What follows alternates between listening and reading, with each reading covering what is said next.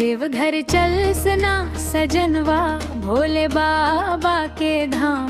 गंगा जल लेके चढ़ई बस शिव जी के नाम। हर हर महादेव गूंजे गूंजे चारों ओर। सावन में भोले बाबा से लगल दिलवा के डोर।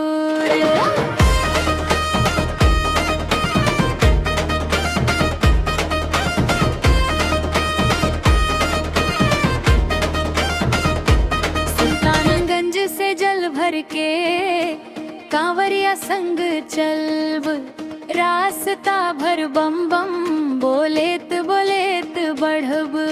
माथे पे चंदन हाथ में फूलवा, मन में बसल बा भोले के रूपवा। घुंघरू बाजे ढोल नगाड़ा, झूमे लगल सारा खाड़ा। भोले के दर्शन हो जाए जब, खुश हो जाए दिल के हर कोना तब।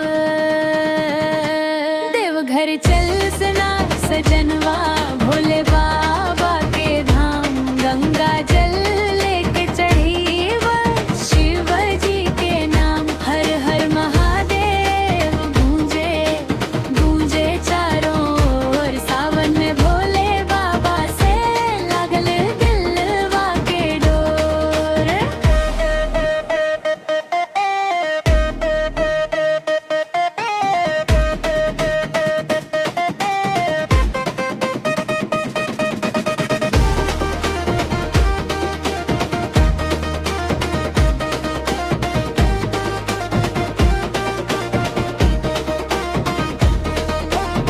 बेलपत्र चढ़ई बस बाबा के माथे। दीप जरई बस मंदिर के साथे। मन के मुराद सबके बस आज, भोले बाबा रखी है हमनी के लाज।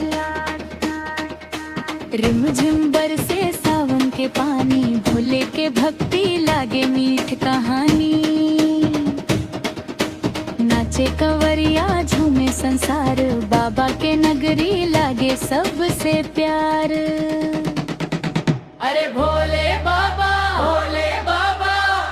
तोहरे बिना ना लागे मन। हर हर महादेव बोले के मचल सावन के धड़कन।